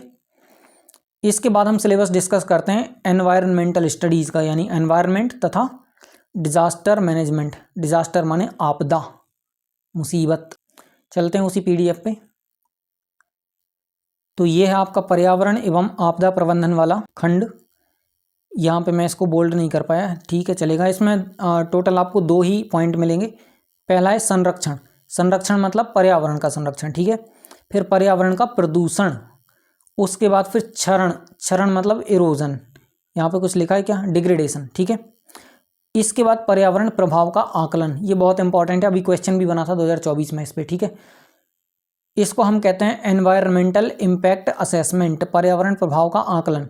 मैं अभी मोटा मोटा आपको बता देता हूँ कि जैसे गवर्नमेंट को ने सोचा कि चलो हमें कहीं पे कोई बांध बनाना है, ठीक। तो ये प्रोजेक्ट पहले आया नीति के रूप में, ठीक है, डॉक्यूमेंट इसका तैयार होगा, इसकी प्लानिंग होगी। तो उस प्लानिंग में ये भी देखा जाता है कि पर्यावरण पे कितना प्रभाव पड़ेगा। तो बांध बनाने से पहले ही पर्यावरण पर पड़ने वाले प्रभाव का आकलन किया जाता है। उसी आकलन को हम कहते हैं पर्यावरण प्रभाव का आकलन, ठीक है। तो आजकल लगभग हर प्रोजेक्ट में ऐसा किया जाता है, ठीक है। इससे रिलेटेड अभी क्वेश्चन भी है तो मैं आपको बताऊंगा, ठीक है। तो एक ये हो गया, और दूसरा है आपदा और आपदा प्रबंधन, यानी डिजास्टर तथा उसका मैनेजमेंट। आपदाएं बहुत प्रकार की होती हैं। प्राकृतिक आपदाएं होती हैं, मानवजनित आपदाएं होती हैं। फिर आपदा के पहले क्या तैयारी करना चाहिए, आपदा के दौरान क्या क्या जो हमारे क्रियाकलाप हैं, जो एक्शंस हैं वो लेने चाहिए। फिर आपदा के बाद जो राहत या बचाव कार्य, राहत कार्य है या पुनर्वास है, तो इस तरीके से 3 चरणों में आपदा की प्रक्रिया को पूरा मैनेज किया जाता है। तो उसी को आपदा प्रबंधन हम कहते हैं। तो जब आप इसको विषय के अंतर्गत जाके पढ़ोगे तो आपको समझ आएंगी चीज़ें, ठीक है। तो 2 इसमें खंड थे, 2 पॉइंट थे। अब हम चलते हैं और इसके कुछ क्वेश्चंस को देखते हैं। तो पर्यावरण एवं आपदा प्रबंधन में मैं आपको दिखाता हूँ पिछले सालों के कुछ क्वेश्चन। पहला क्वेश्चन है तेल प्रदूषण क्या है। आप कहोगे तेल प्रदूषित होता है क्या, उसको तेल प्रदूषण कहते हैं, ये तो नया प्रदूषण है। नहीं नहीं, होता क्या है, जैसे तेल वाला कोई कार्गो है, समुद्र से होके जा रहा है और भारत आ रहा है। अब रास्ते में क्या हुआ कि या तो वो शिप पलट गया या फिर कुछ और हो गया, या फिर जो पाइपलाइन है, समुद्री पाइपलाइन, उसमें कहीं से क्रैक आ गया, तो जो तेल है वो समुद्र में मिल जाता है, उसको कहते हैं तेल प्रदूषण। ठीक है, तो क्वेश्चन आगे कहता है कि समुद्री पारिस्थितिकी तंत्र पर इसके क्या क्या प्रभाव हैं। ठीक है, समुद्री संसाधनों पर या जल प्रदूषण या जो अन्य दूसरी चीज़ें, जीव जंतुओं की मौत हो जाती है, तो क्या प्रभाव पड़ता है वो आपको देखना है। भारत जैसे देश के लिए किस तरह से तेल प्रदूषण विशेष रूप से हानिकारक है। देखो, हर एंगल में आपको भारत को लेके चलना ही चलना है। अल्टीमेटली आप क्या बन रहे हो, आप एक सिविल सर्वेंट बन रहे हो, जो ए ग्रेड का सिविल सर्वेंट होता है ऑल इंडिया सर्विसेज में, IAS, आप वो बन रहे हो। तो आप उधर जाके करोगे क्या, उस जॉब में जाके भारत के लिए ही काम करोगे ना, देश की सेवा के लिए ही कुछ काम करोगे ना। ठीक है, बात समझ आ गई।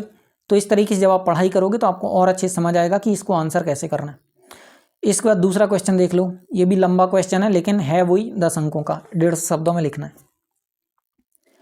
भारत में प्रमुख परियोजनाओं के लिए, प्रमुख परियोजनाएं मतलब बड़ी बड़ी जितनी भी परियोजनाएं, अभी मैंने बांध का बताया था, तो सभी जितनी प्रमुख परियोजनाएं उनके लिए पर्यावरण प्रभाव का जो आकलन अभी मैंने चर्चा करी थी EIA की, ठीक है, उसके परिणामों को प्रभावित करने में पर्यावरणीय गैर सरकारी संगठन, जिसको NGO वगैरह बोलते हैं, और अन्य दूसरे जो कार्यकर्ता वो क्या भूमिका निभाते हैं। होता क्या है, गवर्नमेंट ने कहा कि चलो इस जंगल को काटते हैं, यहाँ पे एक इंडस्ट्री लगाएंगे। अब जंगल को काटना कोई सहज थोड़ी है, आप काटोगे पर्यावरण के बहुत सारे दुष्परिणाम वहाँ पे देखने को मिलेंगे। तो ये NGO वगैरह क्या करते हैं, स्टे लगा देते हैं। खुद स्टे नहीं लगाते, ये पता लगा सुप्रीम कोर्ट में पहुँच गई, ये केस डाल दिया। तो ये क्या करते हैं कि जितनी भी नई परियोजनाएं, नए प्रोजेक्ट हैं, ये उनके संदर्भ में ये बताते हैं कि पर्यावरण किस तरीके से प्रभावित होगा, गलत तरीके से प्रभावित होगा। तो इससे क्या होता है, जो नीति निर्माता हैं, योजना बनाने वाले लोग हैं, वो थोड़ा इन बातों का ध्यान रखते हैं। तो क्वेश्चन यही कह रहा है कि आप ये बताओ कि NGO वगैरह की क्या भूमिका होती है पर्यावरण प्रभाव के आकलन के परिणामों को प्रभावित करने में। ठीक है, आपको सभी महत्वपूर्ण विवरण देने हैं और 4 उदाहरण भी देना है, और ये सब कुछ आपको 150 शब्दों में समेटना है। ठीक है, तो थोड़ा थोड़ा आप उदाहरण दे सकते हो।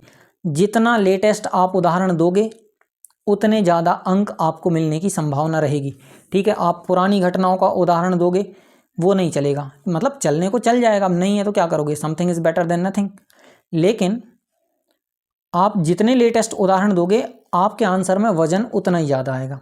ठीक है बात। तो ये दूसरा क्वेश्चन था। इसके बाद आप समझो तीसरा वाला। तीसरा मैंने आपदा प्रबंधन से लिया हुआ है। क्वेश्चन कह रहा है आपदा प्रतिरोध क्या है, डिजास्टर रेजिलियंस क्या है, इसे कैसे निर्धारित किया जाता है। तो आपको पहले तो ये सर्च कर लेना है गूगल पे या फिर ChatGPT से पूछ लेना, नहीं तो मैं ही बता देता हूँ। आपदा से निपटने के लिए हम जो पूरा सिस्टम तैयार करते हैं ना पहले से, मतलब आपदा आएगी उससे पहले से हम जो सिस्टम हमारे पास हैं, चाहे तो लोगों के पास सूचना पहुंचाने का जो तंत्र है, या फिर हमारी NDRF की टीमें हैं, या फिर और हम जो नई नई चीज़ें करते हैं जहाँ पे बहुत संभावना रहती है, जैसे लैंडस्लाइड वगैरह रहता है पर्वतीय क्षेत्रों में, तो उनके लिए जो पहले से हमने तैयारी करके रखी है, जो पूरी तैयारी है, उसको हम कहते हैं आपदा प्रतिरोध। तो आपदा प्रतिरोध क्या है, इसे कैसे निर्धारित किया जाता है, इसको तय कैसे करते हैं। ठीक है, अब जाहिर सी बात है कि कहीं पे ज़्यादा आपदाएं आती हैं और किस तरीके की आपदाएं आती हैं, आप तैयारी उस तरीके से करोगे। तो कैसे निर्धारित किया जाता है वो भी आप यहाँ पे समझा सकते हो। एक प्रतिरोध ढांचे के विभिन्न तत्वों का वर्गीकरण कीजिए, यानी जो हम पूरा ढांचा बनाते हैं तो उसमें किन किन बातों का ध्यान रखते हैं। आपदा जोखिम न्यूनीकरण, आपदा जोखिम मतलब आपदा का कितना खतरा है, उस खतरे को हम कितना कम कर सकते हैं, उसे कम करने के लिए जो सेंडाई ढांचा है, सेंडाई क्या है, जापान का एक शहर है। 2015 में वहाँ पे एक सम्मेलन हुआ था, वैश्विक सम्मेलन था, तो वहाँ पे कुछ कुछ तैयारियों से संबंधित एक डॉक्यूमेंट तैयार किया गया था। ठीक है, तो उसको हम सेंडाई ढांचा या सेंडाई फ्रेमवर्क के नाम से जानते हैं। तो उसमें कुछ लक्ष्य वगैरह निर्धारित किए गए थे, उनका भी हमें उल्लेख करना है। ठीक है, और ये बड़ा क्वेश्चन है, 15 नंबर का है, 250 शब्दों में आपको आंसर करना है। तो कुल मिला के एक प्रकार से ऐसे लिखना है आपको 250 अंकों का, समझ गए। अब अभी चूंकि मैं आपको सिर्फ समझा रहा हूँ कि ये पेपर क्या है, इसलिए मैं इतना ही थोड़ा थोड़ा समझा सकता हूँ, डिटेल में नहीं जा पा रहा हूँ, ठीक है, नहीं तो वीडियो बहुत लंबा हो जाता है। सो ये थे हमारे पिछले साल के क्वेश्चन। अब हम देख लेते हैं कि अप्रोच क्या होनी चाहिए। पहली अप्रोच तो वैसे ही है जैसे सभी में रहती है। फिर दूसरा है, जैसे अर्थव्यवस्था में मैंने बताया था कि जितने भी बेसिक कॉन्सेप्ट हैं वो आपको क्लियर होने चाहिए। तो वैसे ही पर्यावरण एवं पारिस्थितिकी में आपको पता होना चाहिए कि पर्यावरण किसे कहते हैं, पारिस्थितिकी किसे कहते हैं, इसके कौन कौन से घटक होते हैं, जैविक घटक हो गया, अजैविक घटक हो गया, फिर एक दूसरे से किस तरीके से संबंधित रहते हैं, समुद्री पारिस्थितिकी तंत्र भूमि या स्थलमंडल से किस तरीके से संबंधित होता है, या वायुमंडल किस तरीके से स्थलमंडल और जलमंडल को या जैवमंडल को प्रभावित करता है। तो ये सारी चीज़ें, जितने कॉन्सेप्ट हैं ना, ये आपको बहुत अच्छे से क्लियर होने चाहिए, तभी आपके आंसर में क्लैरिटी रहेगी, थोड़ा वजन रहेगा। इसके बाद फिर आपको क्या करना है, विकास की सभी गतिविधियों को पर्यावरण के दृष्टिकोण से भी देखना है, ठीक है। ऐसा नहीं कि आप विकास के काम में इतने मगन हो गए कि पर्यावरण का आप ध्यान ही नहीं रख रहे हो, ठीक है। आप एक तरफ से विकास कर रहे हो, दूसरी तरफ से प्रकृति फिर बड़ी बड़ी आपदाएं लेके आ रही है और आपके सारे विकास को, इंफ्रास्ट्रक्चर को धराशायी कर रही है। वो आपको नहीं करना है। आप जो भी विकास के काम करो, थोड़ा ये भी आपको देख के चलना है कि पर्यावरण का नुकसान तो नहीं हो रहा, क्या इससे जीवों को कोई कष्ट तो नहीं पहुंच रहा, ऐसा तो नहीं कि कहीं से कुछ मतलब जलवायु परिवर्तन या कार्बन का उत्सर्जन ज़्यादा हो रहा हो। तो वो सारी चीज़ें आपको दिमाग में रख के चलना है ताकि पर्यावरण का और विकास का संतुलन बना रहे, ठीक है। तो जब भी आप पढ़ाई करो ध्यान रखना इस बात को। फिर पर्यावरण संरक्षण के लिए राष्ट्रीय एवं अंतर्राष्ट्रीय स्तर पर जितने भी प्रयास किए जाते हैं, चाहे कोई बड़े बड़े सम्मेलन हो, जैसे कॉप वगैरह के, आप कॉप का नाम सुनते होगे आप, COP 25 वगैरह हो गया, COP, ठीक है, कॉन्फ्रेंस ऑफ पार्टीज़। तो अलग अलग हर साल इसका सम्मेलन होता है। फिर एक IPCC करके आपने सुना होगा, एक ऑर्गेनाइजेशन है पूरा, वो अपनी रिपोर्ट जारी करता है। तो जितने भी अंतर्राष्ट्रीय स्तर पर और राष्ट्रीय स्तर पर जो प्रयास किए जा रहे हैं उस पर भी आप नज़र बना के रखें, ठीक। इसके बाद आपदाओं, मतलब प्राकृतिक आपदाएं और मानवजनित आपदाएं, वो आपको दिमाग में रखना है। जब भी कोई ऐसी घटनाएं घटती हैं तो उनको आपको थोड़ा सा नोट कर लेना है और उनकी बेसिक चीज़ें आपको अपने नोटबुक में कहीं पे लिख लेना है। कभी कभी क्या होता है, कोई एक घटना को लेके ही दे दिया कि ये घटना क्यों आई थी, या ये आपदा क्यों आई थी, क्या इसको रोका जा सकता था, या फिर क्या पहले कोई कदम उठाए जा सकते थे, या फिर इससे इतना जो नुकसान हुआ ये क्यों हुआ, या फिर नुकसान नहीं हो पाया तो सरकार ने या फिर लोगों ने किस तरीके से सहयोग किया जिससे हम उस नुकसान को कम कर पाए। इस तरीके से आपका दिमाग चलना चाहिए, ठीक है। क्योंकि UPSC कभी नहीं कहता कि आप केवल रटते रहो, किताबों को रटते रहो, आपको समझना है चीज़ों को, ठीक है। सो इस नज़रिए से आपको पढ़ना है आपदा प्रबंधन वाले सेगमेंट को। इसके बाद फिर अध्ययन सामग्री कैसे आप कलेक्ट करोगे। बेसिक अंडरस्टैंडिंग के लिए मैं आपको 2 बुक्स रिकमेंड करूंगा, जिसमें से कोई आप एक चुन लेना। या तो आप इग्नू की पर्यावरणीय भूगोल करके एक खंड है भूगोल का, ठीक है, भूगोल की पुस्तक है, उसका एक खंड है पर्यावरणीय भूगोल के नाम से। तो BGGCT 135 उसका कोड है किताब का, या तो उससे पढ़ लो, या फिर NIOS की एक उच्चतर माध्यमिक स्तर की सीनियर सेकेंडरी लेवल की बुक पढ़िए, आप उससे भी पढ़ सकते हो। दोनों में से कोई एक पढ़ लेना, बिल्कुल एब्सोल्यूट किताबें हैं दोनों। इसके बाद सिलेबस कहाँ से कवर करोगे, तो इसके लिए दृष्टि की क्विक बुक, हिंदी वालों के लिए विशेष रूप से, और फिर जो द्वितीय प्रशासनिक सुधार आयोग की तीसरी रिपोर्ट है आपदा प्रबंधन के लिए, वो आप पढ़ सकते हो। क्योंकि इन दोनों जो किताबें हैं ना बेसिक अंडरस्टैंडिंग वाली, इसमें आपका आपदा प्रबंधन कवर नहीं होगा, ठीक। आपदा प्रबंधन आप कवर कर सकते हो दृष्टि की क्विक बुक, पर्यावरण वाली नहीं, एक आती है आंतरिक सुरक्षा वाली। तो आंतरिक सुरक्षा वाली बुक में आपदा प्रबंधन का खंड भी आपको मिल जाएगा, ठीक है।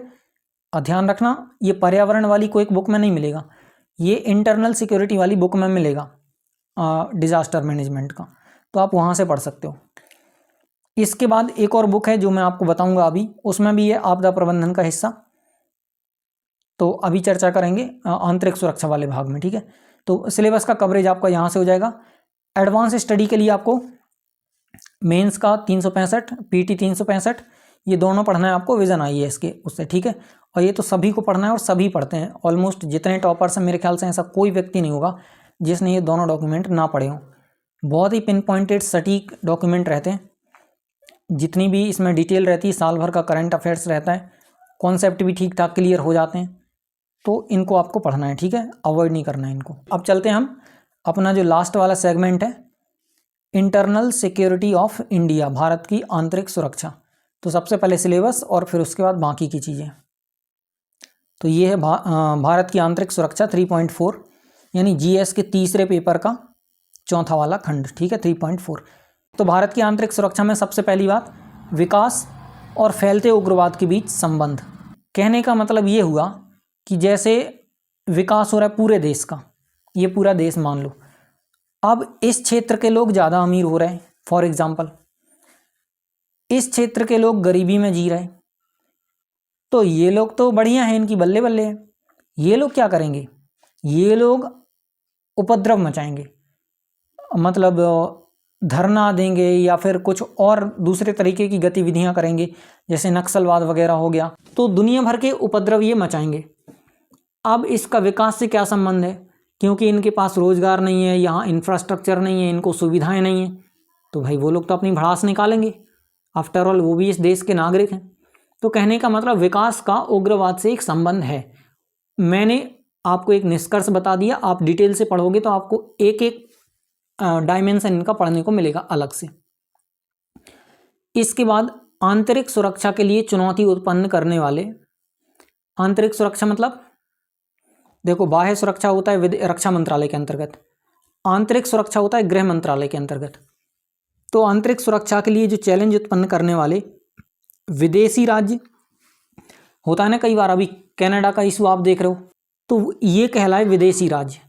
और गैर राज्य शासन विरोधी तत्वों की भूमिका, शासन विरोधी तत्व मतलब जिनको ये पसंद ही नहीं है कि गवर्नमेंट ठीक ठाक चले, तो ऐसे लोग, एक वो लोग जो शासन का समर्थन नहीं करते और दूसरे वो लोग जो विदेशी हैं, इनकी क्या भूमिका रहती है आंतरिक सुरक्षा को चैलेंज करने में, वो आपको बताना है। ये सिलेबस का अगला हमारा दूसरा पॉइंट है। तीसरा पॉइंट, अब टेक्नोलॉजी के युग में टेक्नोलॉजी से आपको चैलेंज ना मिले, हो ही नहीं सकता, तो तीसरा पॉइंट है संचार नेटवर्क के माध्यम से आंतरिक सुरक्षा को चुनौती। संचार नेटवर्क मतलब कम्युनिकेशन, यहाँ से वहाँ बातचीत करना, चाहे वो सैटेलाइट कम्युनिकेशन हो गया या फिर ये इंफॉर्मेशन टेक्नोलॉजी, इंटरनेट का योग हो गया, साइबर सिक्योरिटी वगैरह, ये सब कुछ। फिर साइबर सुरक्षा की बुनियादी बातें, मनी लॉन्ड्रिंग यानी धन शोधन और इसकी रोकथाम, ये सिलेबस की मूल बातें हैं। आपको इन सबको अच्छे से स्टडी करना है और ये देखना है कि ये सारी चीज़ें आंतरिक सुरक्षा को किस तरीके से थ्रेट करती हैं, उसको नुकसान पहुंचाती हैं। इसके बाद अगला है सीमावर्ती क्षेत्रों में सुरक्षा चुनौतियां एवं उनका प्रबंधन। सीमावर्ती क्षेत्र तो समझ ही गए होंगे, मतलब हमारे देश की बॉर्डर, जो बॉर्डर वाले एरियाज़ हैं, चाहे वो चीन के साथ बॉर्डर हो, चाहे पाकिस्तान के साथ हो, चाहे बांग्लादेश के साथ हो, चाहे म्यांमार के साथ हो, ठीक है, जहाँ जहाँ हमारी बॉर्डर है, उन बॉर्डर्स पे क्या क्या चुनौतियाँ हैं, उनको कैसे मैनेज करते हैं। संगठित अपराध, जैसे मान लो बॉर्डर के उस पार से ड्रग्स वगैरह आ रहे हैं या फिर ड्रोन की मदद से कोई हथियार गोला बारूद वगैरह पहुंचा रहा है, आतंकवाद किस तरीके से आतंकवादी प्रवेश करते हैं वहाँ से हमारी सीमाओं से, इन सारी चीज़ों से रिलेटेड आपको चीज़ों को समझना है और उनको स्टडी करना है। इस पे आधारित एक क्वेश्चन भी है हमारे उसमें कलेक्शन में, अभी मैं आपको दिखाऊंगा। आखिरी पॉइंट और बचा है, उसको देख लेते हैं। यह है विभिन्न सुरक्षा बल और संस्थाएं। सुरक्षा बल मतलब वही इंटरनल सिक्योरिटी को सुनिश्चित करने के लिए जितनी भी हमारी सरकारी एजेंसियां लगी हैं उनको हम कहते हैं विभिन्न सुरक्षा बल, ठीक है। अब उसके लिए चाहे आपकी एयरफोर्स हो वो भी आती है, चाहे आपके अर्धसैनिक बल हों वो भी आते हैं, आपके बॉर्डर सिक्योरिटी फोर्स हो वो भी आता है। तो वो सारी संस्थाएं, चाहे आपकी रॉ हो या फिर NIA हो, जो भी है, जितनी चीज़ें हैं वो सब की सब इसमें लगी हुई हैं, उनको आपको पढ़ना है। और उनके अधिदेश, अधिदेश माने होता है मैंडेट। मैंडेट का मतलब जानते हो, उनको क्या क्या काम दिए गए हैं, क्या क्या दायित्व दिए गए हैं, उसको अधिदेश या मैंडेट कहा जाता है, ठीक है। सो उसके बारे में भी आपको पढ़ाई करनी है। होप आप समझ पा रहे होंगे इतनी बातों को। और ये इस तरीके से हमारे जीएस के थर्ड पेपर का सिलेबस होता है ख़त्म। अब हम ये इंटरनल सिक्योरिटी के पिछले साल के क्वेश्चंस को देख लेते हैं। पिछले साल के क्वेश्चंस का कलेक्शन, पहला क्वेश्चन है 2024 का है ये, ठीक है। समझाइए कि नार्को आतंकवाद संपूर्ण देश में किस प्रकार एक गंभीर खतरे के रूप में उभर कर आया है। नार्को आतंकवाद किसको कहते हैं? नार्कोटिक्स से बना ही है नार्को, ठीक है। और मतलब नार्कोटिक्स क्या कह सकते हैं, जो नशीले मादक पदार्थ वगैरह हैं उससे संबंधित। तो होता क्या है कि जितने भी ड्रग्स हैं उनकी सप्लाई होती है देश में। अब इस नार्कोटिक्स से जितना भी आमदनी होती है वो आमदनी जाती है आतंकवादियों के पास। तो आतंकवाद के वित्त पोषण के लिए जो ड्रग्स वगैरह की स्मगलिंग है वहाँ से पैसा जाता है, और इस पूरे सिस्टम को कहा जाता है नार्को टेररिज्म, नार्को आतंकवाद। तो समझाइए कि ये संपूर्ण देश में किस तरीके से एक गंभीर खतरे के रूप में उभर कर सामने आया है। अब ये तो आपको तभी पता चलेगा ना जब आप इससे संबंधित न्यूज़ को कवर करोगे। कभी आता है कि कोई बड़ा सा सेलिब्रिटी है, पता चला वो ड्रग्स के केस में पकड़ा गया है, उसके ऊपर चार्जशीट फाइल हो गई है, जो भी है इस तरीके की न्यूज़ हैं, तो कई बार हम छोड़ देते हैं उसको कि यार जाने दो। लेकिन जब आप उसको डिटेल से स्टडी करोगे केस को, तब आपको पता चलेगा कि इसका संबंध आतंकवादियों से भी है, ठीक है। अब मैंने संकेत कर दिया, आप समझ गए होंगे। तो नार्को आतंकवाद से निपटने के लिए समुचित उपायों पर सुझाव दीजिए। मतलब क्या क्या किया जा सकता है। आप कहोगे हमें तो नहीं पता।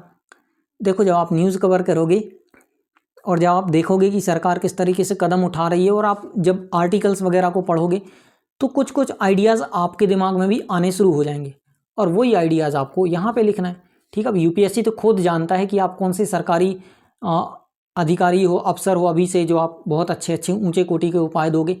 लेकिन आप जो भी उपाय दो थोड़े जेन्युइन होना चाहिए, उनको भी लगे कि नहीं यार बच्चे ने कोशिश करी है, ठीक है। तो आपको नंबर मिल जाएंगे। इसके बाद फिर हम अगला क्वेश्चन देख लेते हैं।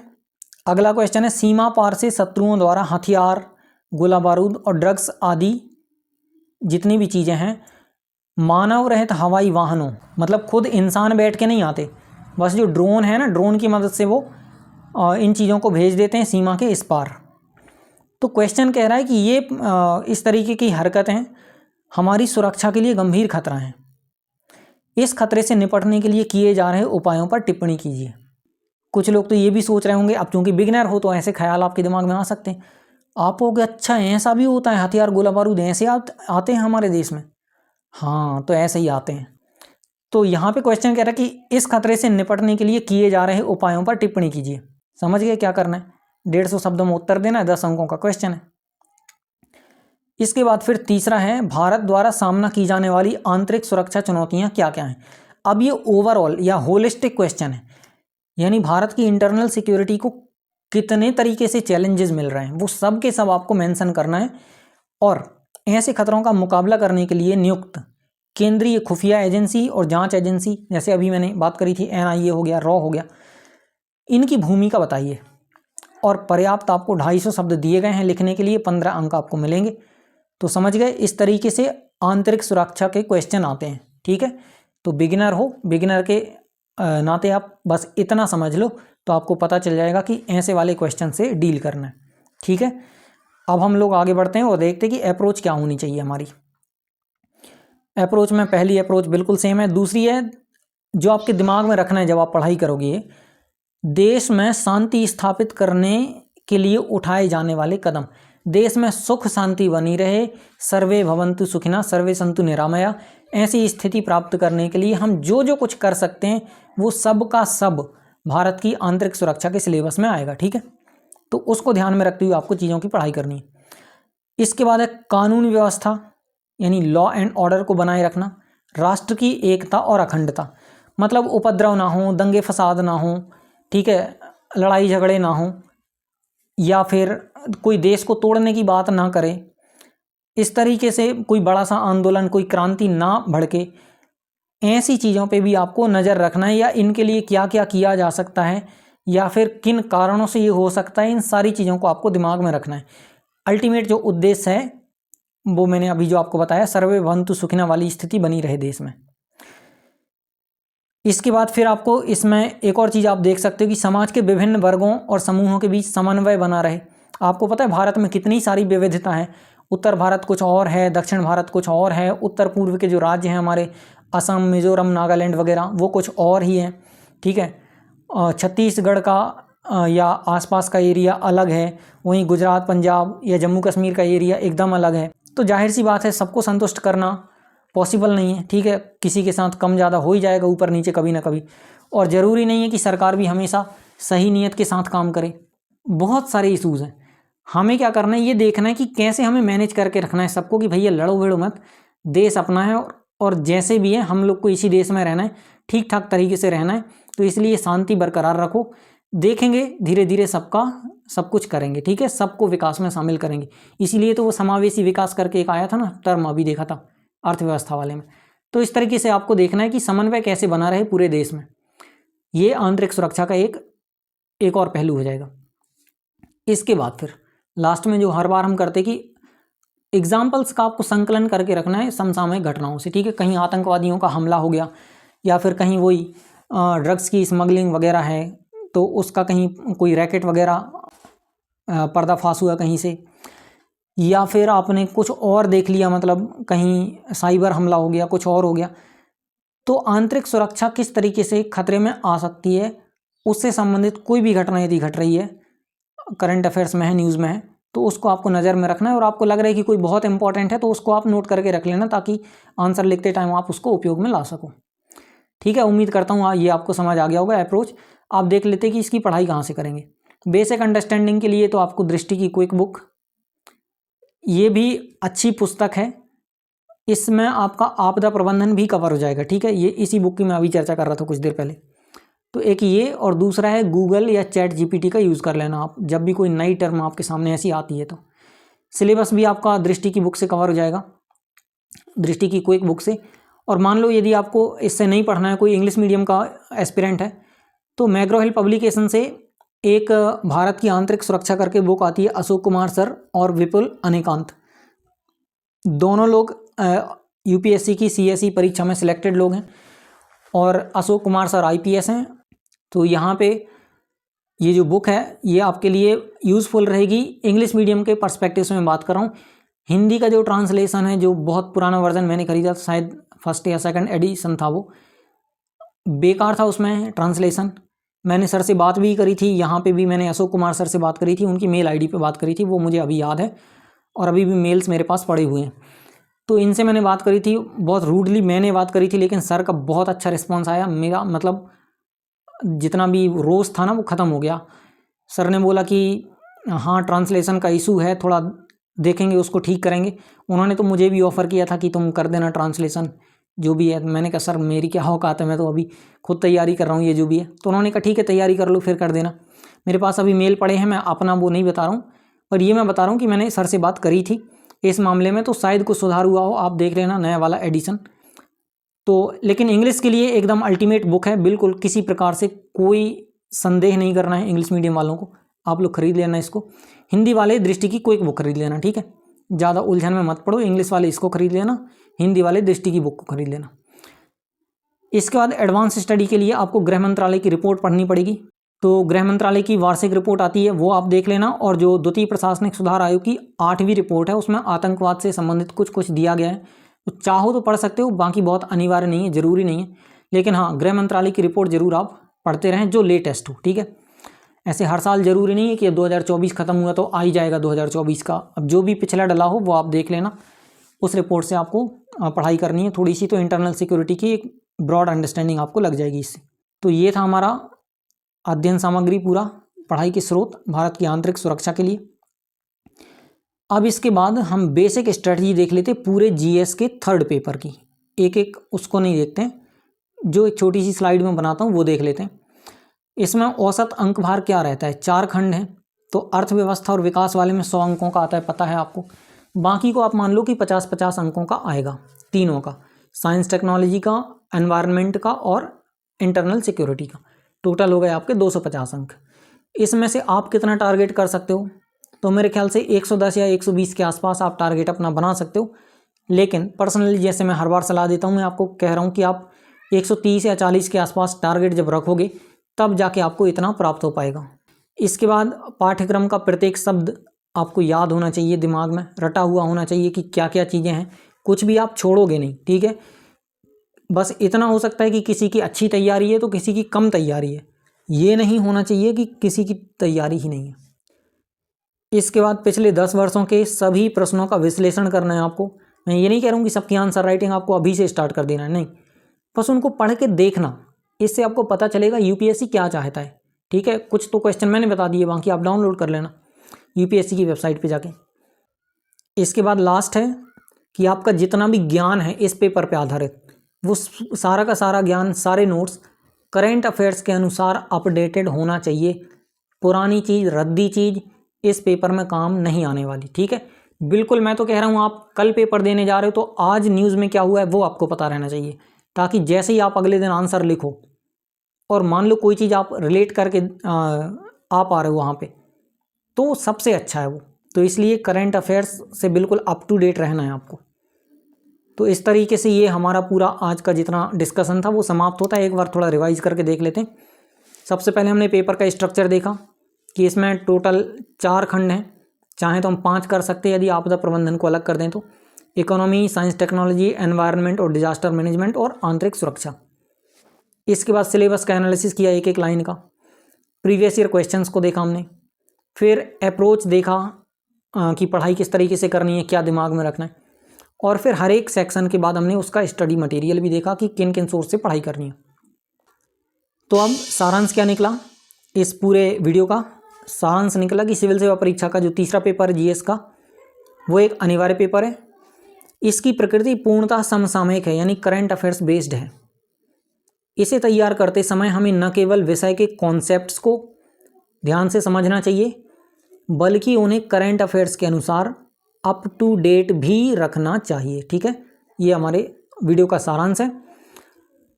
अब अगला जो हमारा लेक्चर आने वाला है उसमें हम क्या क्या पढ़ेंगे, तो वो जीएस का 4th पेपर है और ऑलमोस्ट सेम ही पढ़ाई होगी। जैसे कि पेपर का स्ट्रक्चर देखेंगे, सभी सब्जेक्ट, और कंप्लीट सिलेबस का एनालिसिस करेंगे, प्रीवियस ईयर क्वेश्चंस को देखेंगे, टॉपर्स के स्कोर को देखेंगे, स्ट्रेटजी और अप्रोच को देखेंगे, और बुक्स और स्टडी मटेरियल को देखेंगे। Thank you for watching this video. यदि आपको वीडियो पसंद आया है, कुछ उपयोगी जानकारी मिली है तो इसको लाइक करें, और कुछ क्वेरी वगैरह हैं तो आप कमेंट करके पूछ सकते हैं, तो मैं कोशिश करूँगा उसका समाधान करने की। और यदि आपके कोई मित्र वगैरह हैं तो उनको भी आप शेयर कर दें। जितना ज़्यादा आप सपोर्ट करोगे इस चैनल को, चैनल उतने आगे बढ़ेगा। इस कोर्स में टोटल 21 लेक्चर्स हैं। आप प्लेलिस्ट पे जाके उनको देख सकते हो और आप उस प्लेलिस्ट को सेव भी कर सकते हो। तो thank you for watching this video. Have an awesome day.